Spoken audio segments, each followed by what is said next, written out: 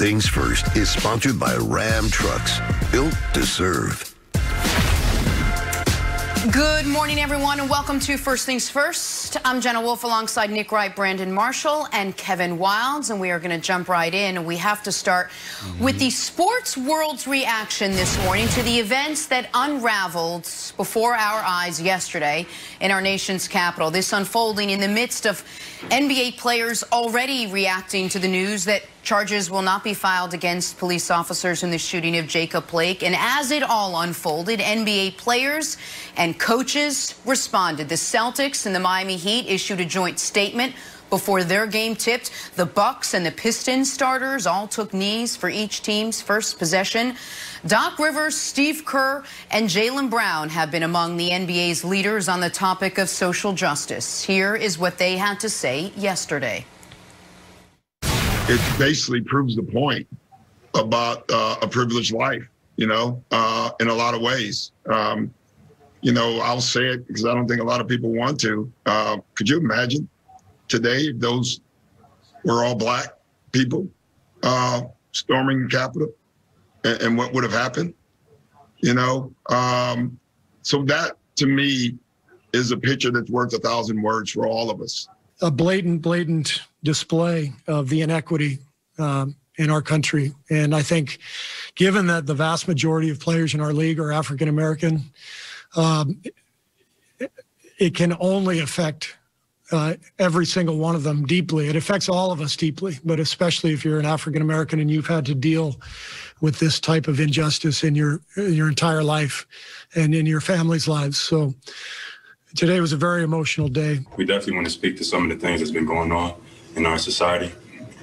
It reminds me of what Dr. Martin Luther King has said, that there is two split different Americas. In one America, you get killed by sleeping in your car, selling cigarettes, or playing in your backyard. And in another America, you get to storm the Capitol and no tear gas, no massive arrests, no, none of that. So I think it's obvious. It's 2021. I don't think anything has changed. We want to still acknowledge that. We want to still push for the change that we're looking for. But as of yet, we have not seen it. We want to continue to keep conversations alive and do our part. Just a shocking and extraordinary day in our country yesterday. Nick, I want to start with you. What was your reaction to everything that unfolded?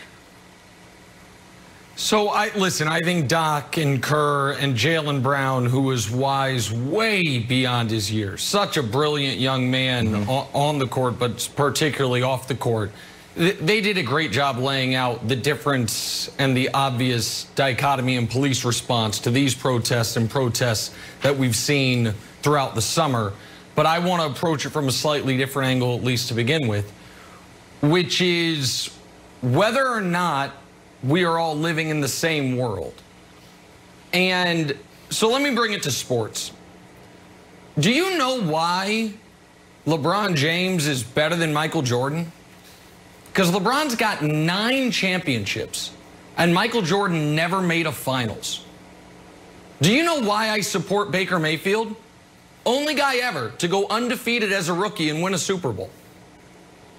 That right there is how we talk about everything except sports. Sports are the only thing where we agree upon a set of facts, where it's not LeBron versus Jordan, who won more rings. It's okay, there's facts. We know what the ring count is. We know, and then we debate it. We are so broken in every other area of public discourse that sports is the only thing that's true. We can't agree on, do masks work or not? They do. The health experts say to wear them, but that is a controversial take. For months, and even maybe today, we can't even agree, is COVID actually real? And on things as petty as how many human beings attended a presidential inauguration, or as important as who won the next presidential election, you have a set of bad actors, from elected officials to media members to random folks on the internet, who have created more than a cottage industry, a massive world-changing industry of misinformation. So what you had yesterday, Wilds, was a group of people who truly believe that their guy has been robbed. They believe the coup is being executed against them, and that this is what their patriotic duty demands. And so, of course, the police response or lack thereof was laughable and wildly hypocritical. We know that.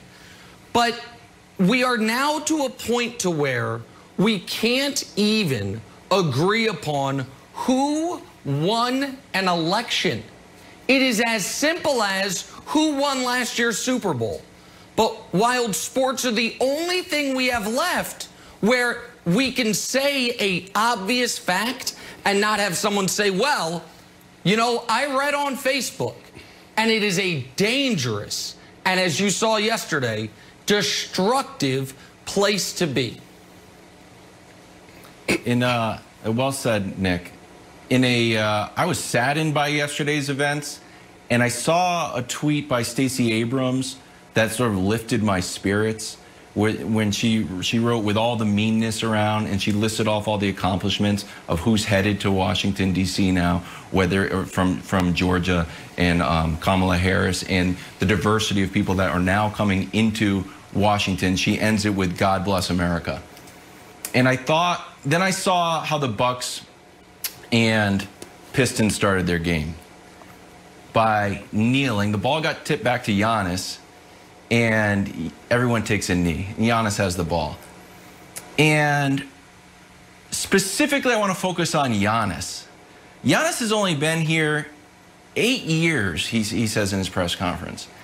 If there was ever a time to lose faith in the American promise, yesterday would have been a good day to do it. The players are kneeling in remembrance of Jacob Blake, who was shot 7 times. So it was a report they were kneeling for 7 seconds. The U.S. Capitol is under siege, and they're playing in an empty arena, Brandon, because COVID killed over 3,000 Americans yesterday, just yesterday.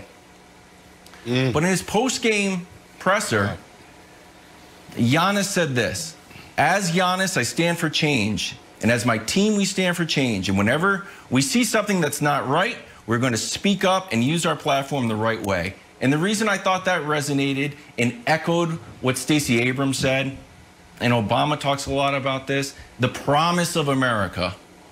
And the promise of America was not broken. It was not shaken. It was attacked, but it was not broken.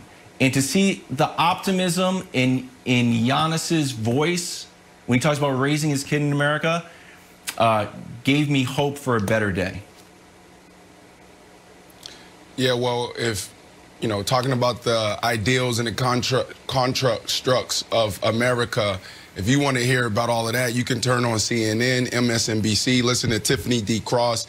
I'm not here to talk politics, all right? This is, to me, about black and white, point blank, period. So when I think about what's going